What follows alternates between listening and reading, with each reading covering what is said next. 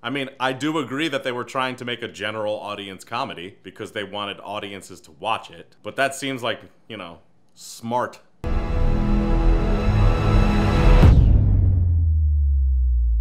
What's up, you guys? Welcome to Boss Level 8, where we make fun of movie critics. We just watched the movie Crazy Rich Asians. People are loving this movie. Critics had given it 100%, but someone knocked it down. Scott Mendelson did. And we're gonna take a look at his review and see what he hated about it. And then we're gonna make fun of him. You guys are gonna read this with us for the first time. I've never seen this before, so I am reading it for the first time on screen. If you've never been here before or seen what we do, and you like what we do, hit the subscribe button and the little bell right next to it so you get notified every single time we have a video. Now let's take a look at Scott Mendelson's review of Crazy Rich Asians. For all its good intentions and potential value as a studio game changer, Crazy Rich Asians is frustratingly run-of-the-mill in its storytelling and overly enraptured with the second word in its title. Because they're rich? Yeah, they're rich. It's kind of the point. I mean, it's in the title because they are. Also, the reason it became a game changer is that it is typical. To be perfectly honest, they made a romantic comedy that just happened to have an Asian cast instead of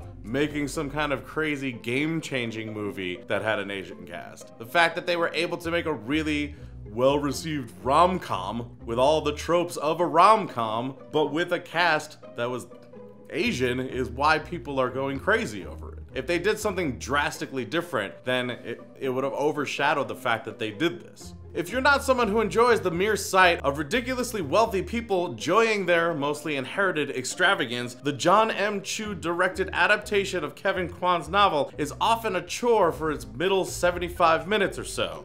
This is just because you don't like watching rich people? That's kind of weird. Also, have you been in the world recently? Like, have you been here recently? We all love watching that crap. It's like all we watch. The Kardashians are like one of the most successful families ever. Their shows, their lines of products, all we do is stare at them like, I have so much money, I can't stop looking. That's all we do. So no one was annoyed by the 75 minutes that you're talking about because we love that crap. Having said that, there is something to be said of Crazy Rich Asians' value as a showing that Asian American filmmakers can have and can make a conventional rom-com fantasy as generic and contrived as the stuff that white Americans have taken for granted. Wow. You said what I said at the beginning of this video, but like a dick. Man. Oh man, that's such a dick way to put it. It would be like if a black person started playing hockey and you're like, hey, he's just doing what white people always did in hockey. You know, hitting the puck around, sometimes into the net, fighting. Nothing special about that. But again, just because they made a good romantic comedy that happens to have an all-Asian cast, we're just going, oh, you made a crappy movie? It just happens to have an Asian cast? I don't know, that's like the whole excuse of like, let gay people get married, let them be as miserable as we are, or whatever. Or they could have like rights. From the very start, it is unlikely that this educated, independent, and take-charge professor of economics would at least Google this guy at some point in their relationship. Now we're trying to find plot holes. There's a lot of stuff that happened in this movie where you could be like, yeah, I don't know. So, yeah. She didn't Google. Moreover, it is beyond unlikely that no one from her circle of friends, presuming she has one, would inform her that she's banging the Singaporean equivalent of Prince Harry. I mean, it's kind of a classic story where you try and hide how rich you are. There's a lot of stories that happen like that. Even Roman Holiday was that, where the guy didn't know who she was. That's a really common thing to happen in movies, where the person wants them to fall in love with them for who they are and not for the money that they have or the clout of their family. Like, no, you've never heard that before? Like, all the time? Like, every book you read as a child? Most movies that you watch that were G, PG, or PG-13? Because by the time it reaches rated R, they just bang. There's an opening scene where someone snaps a picture of the two of them, which makes its way around the internet. So, either the plot required for no one to ever do that for the first year of Nick and Rachel's courtship, or they have never been seen in public together. Or, who cares? Why do you care? What does that matter? Also, like, the right person saw it. I mean, they're in different countries, and the right person had to see it. I understand that we have the internet, but not like every single picture of Ryan Gosling gets leaked, you know? I mean, I mean, there's gonna be like times when he's just doing whatever, someone snapped a pic and it doesn't show up. I think that like, you could have some anonymity if you lived here and the people there were the ones who knew you. It's a pretty big ocean. I don't care how fast your internet is. In a better film, this would merely be a joshing plot hole along the lines of, gee, why didn't Frodo and Sam ride the eagles to Mount Doom? There's an entire explanation for that, but I don't want to go into that or have to explain all of that. Oh my god, there's a whole long thing.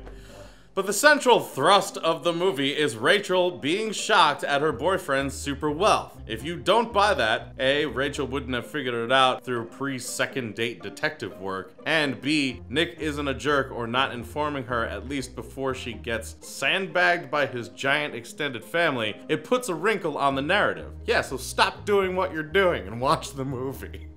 The whole point of him doing this is that he didn't want her to love him for that. And also, he didn't necessarily want to continue his family's legacy, and he didn't really care about the money. That's not who he was. So for him to actually keep himself out of that and keep her out of that makes complete sense. Whether it's actually possible to happen is not the point. Because if you're watching something and trying to learn something from it and get a moral out of it, and you need it to make sense or actually be able to work that way every single time, then you can't read or watch anything. And Lord knows you're not a Christian. It's like, I mean, if you're gonna buy the whole virgin birth thing, maybe then you can do the rest of this narrative. Even that would be less of an issue had the film not gotten distracted by around a good hour or so of wealth porn. We're back to that. Yeah, wealth porn's kind of funny.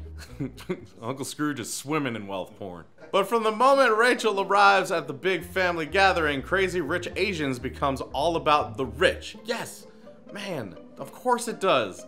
It's a huge part of this story. It's about the rich, it's about traditions, it's about what you value. Even the fact that like people who were crazy rich were having troubles in their marriage. The fact that people who were crazy rich couldn't find someone to be with. Some of them were nuts and some of them weren't. Some of them had good family relationships. Some of them didn't. Some couldn't get past whether or not they had to take over the family business or not, or whether they had to look a certain way or act a certain way everywhere they were. That's the whole point of this thing. You're showing different classes and different cultures so that we have a genuine understanding that we're all human. It's really not that hard to figure out. Yes, it's all under the guise of a romantic comedy, and so you get romance and laughter, but it's really not that hard to see the thing that's punching you in the face the entire time. It is not offensive so much as it is boring.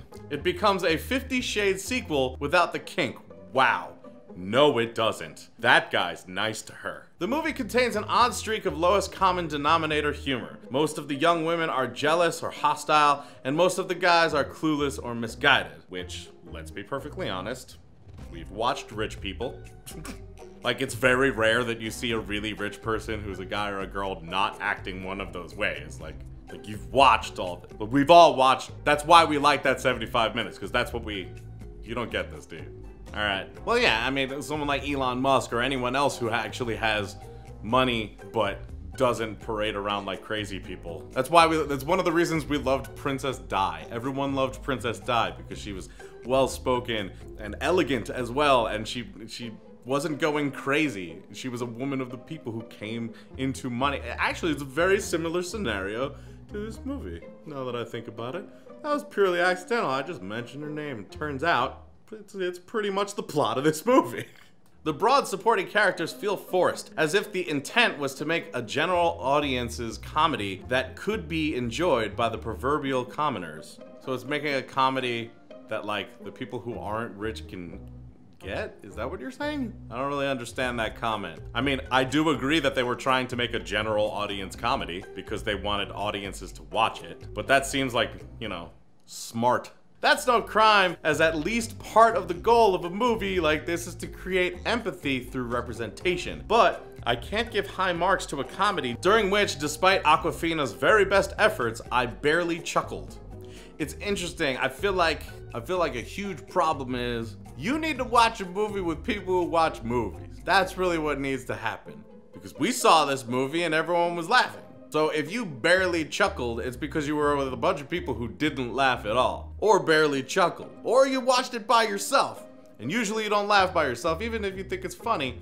It's very rare that you're like guffawing That usually doesn't happen. But if you're in a room full of people watching some Awkwafina doing some funny stuff and like the rest of the cast doing some funny stuff and everyone's laughing around you, you're gonna laugh and have a good time. Watch movies with your friends. The more you know. Without having read the book, I might argue that the core flaw of Crazy Rich Asians is that it's so determined to be the Asian American version of the conventional Hollywood romantic comedy that it becomes a deeply conventional romantic comedy, complete with the bad, the good, and the generic tropes. I would say that they tried to make a romantic comedy. They wanted people to leave this movie not going like, that was a really wonderful Asian movie. They wanted people leaving this movie going, that was a really good romantic comedy. That's it. So if they use generic tropes, if they use some corny jokes, if they use some plot holes to make their actual plot work in the way that they want it to, who cares? It doesn't matter. As long as the end result is people walking out going, that was a really good romantic comedy. And guess what? So far, you're the only critic that we were able to find that didn't like it. So I feel like they succeeded. Well done, Crazy Rich Asians. Even that 75 minutes of the middle part. That I didn't like the movie doesn't mean I won't champion its success, as I like all of those involved. I adore Fresh Off the Boat, and Step Up 3D is the dark night of dance movies. But Crazy Rich Asians is distracted by its extravagance and rooted in a contrived scenario that renders our leading characters either foolish or callous right off the bat. Hey, what's love if it isn't being foolish? And what's lust if it isn't being callous? That's either callous in here or callous on your ass. It's a 50 Shades of Grey sequel, right? It also ends on a note that doesn't really resolve any of the pressing issues at its core. There's plenty to chew on, but I liked what the movie was about more than how it was about it. So you like the plot, just not how they did the plot. Sounds like you didn't like the movie. That's a real roundabout way of being like, I didn't like it. That's like if I'm like, you know, I like guitars and bass, and I like drums and singing, but I don't like how Green Day does it. It's like, you could just go, I don't like Green Day. It's way easier. That being said, did you see Crazy Rich Asians yet? Are you going to see it? And what did you think of the movie? What did you think of this review? Also, what movie should we do next? Put it down in the comments. We'd love to hear anything you have to say about this because this was stupid. If it's your first time here, make sure you hit the subscribe button and the little bell right next to it. Click one of the videos on the screen if you want to see another one from us. And until we see you guys next time, geek out and game on.